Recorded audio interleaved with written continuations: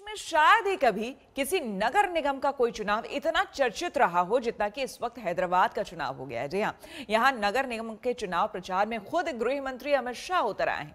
अमित शाह के ने निजाम कल्चर पर निशाना साधा, डायनेस्टी से डेमोक्रेसी की तरह हैदराबाद को ले जाने की बात कही। इस बार चुनाव के बाद हैदराबाद में मेयर भारतीय जनता पार्टी का होगा, ये हैदराबाद की जनता ने स्पष्ट कर दिया है। हम हैदराबाद को नवाब निजाम कल्चर से मुक्त होकर एक मिनी इंडिया बने ऐसा शहर बनाने की दिशा में आगे बढ़ेंगे। दक्षिण का दरवाजा कहे जाने वाले हैदराबाद में अमित शाह के रोड शो का भव्य नजारा देखिए। हर तरफ भगवा रंग में रंगा दिख रहा है हैदराबाद। रास्ते बीजेपी के झंडों से पटे हुए थे। सड़क पर कार्यकर्ताओं की भारी भीड़ उमड़ी थी। शाह की मौजूदगी में कार्यकर्ताओं के जोश का ठिकाना नहीं था। फूलों से सजे विजय रथ पर अमित शाह अपने वरिष्ठ साथियों के साथ कार्यकर्ताओं के जोश को बढ़ाते दिख रहे थे। इसे शक्ति प्रदर्शन कहें या फिर दक्षिण को भेदने के लिए किए गए होमवर्क का नतीजा। पर एक बात तो बिल्कुल साफ हो गई कि हैदराबाद विजय करने के लिए बीजेपी फुल प्रूफ रणनीति के साथ उतरी है।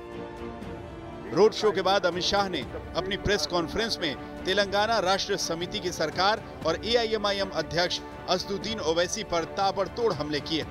मैं एक सवाल फिर से श्रीमान चंद्रशेखर राव जी से पूछना चाहता हूं, ये मजलिस के साथ आप जो समझौता करते हो, इसमें हमें कोई आपत्ति नहीं है।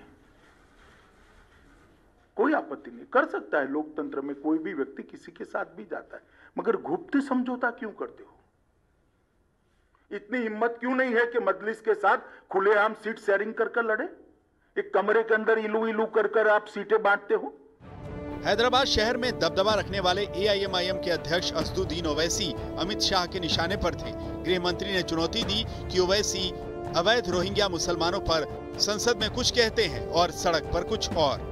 मैं जब कार्रवाई करता हूं तब तो हाय तौबा करते हैं पार्लियामेंट में, देखा नहीं है आपने? कितनी बड़ी आवाज में रोते हैं। और एक बार लिख कर मुझे दे दे, बांग्लादेशी और रोहिंग्या को निकालना है, बाद में मैं करता हूं। जरा लिख कर देने के लिए बोल दीजिए उनको। सिर्फ चुनाव में बात करने से नहीं होता है, जब निकालने के लिए पार्लियामेंट में बहस होती है, कौन इनका पक्ष लेता है देश की जनता जानती है, सबने लाइव टेलीविजन पर देखा है।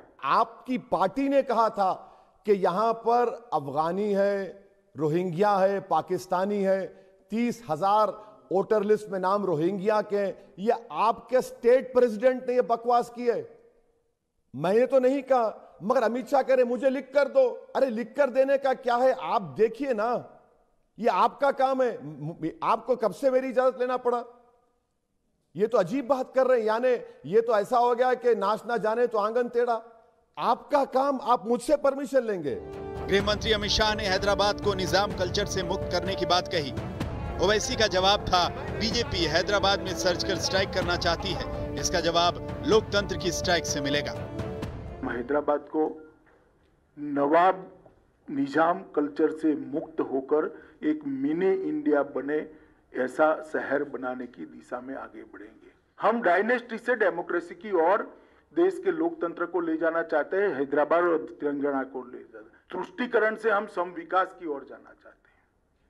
किसी का अपीसमेंट नहीं करेंगे, सबको बरोबर मौके मिलेंगे। मैं कौन सा नवाब हूं, मैं कौन सा निजाम हूं? ना तो मेरा दूर दूर तक निजाम की फैमिली से कोई ताल्लुक नहीं है।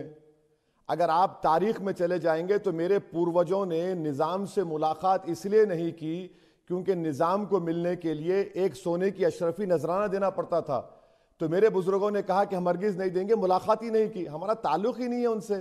हाँ, किसी देश के एक इलाके पे कोई सर्जिकल स्ट्राइक करता है, ये जबान इस्तेमाल करेंगे आप बोलेंगे पाकिस्तानी है यहां पर।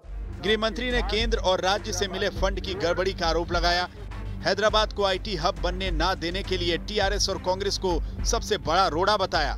लोगों को डूबते हैदराबाद की तस्वीर याद दिलाई। सवाल पूछा, शहर कैसे डूबा? ओवैसी और मुख्यमंत्री के चंद्रशेखर राव कहां थे? मैं हैदराबाद की जनता को विश्वास दिलाना चाहता हूं कि एक बार आप भारतीय जनता पार्टी को यहां मौका दीजिए। हम सारे इलीगल कंस्ट्रक्शन जो पानी की निकास के मार्ग में है उसको हटाकर कभी भी हैदराबाद के अंदर पानी भरे ऐसी स्थिति नहीं रहने देंगे। मैं आज ये प्रेस वार्ता में ये भी पूछना चाहता हूं कि जब पानी भर गया तब श्रीमान केसीआर कहां थे? तेलंगाना में बीजेपी ने 2019 के लोकसभा चुनाव में करीब 20% वोट के साथ 4 लोकसभा सीट जीती थी। यानी तेलंगाना में बीजेपी ने वोट बेस बना लिया है। यही वजह है कि हैदराबाद नगर निगम चुनाव में पार्टी ने पूरी ताकत झोंक दी है। कह सकते हैं दक्षिण के राज्यों को पूरी तरह भगवा रंग में रंगने में बीजेपी का प्रयोग जमीन पर दिखने लगा है। बीजेपी नगर निगम का मोर्चा जीतकर बड़ी लड़ाई अपने नाम करने की कोशिश में है। आशुतोष मिश्रा के साथ आशीष पांडे, हैदराबाद, आज तक।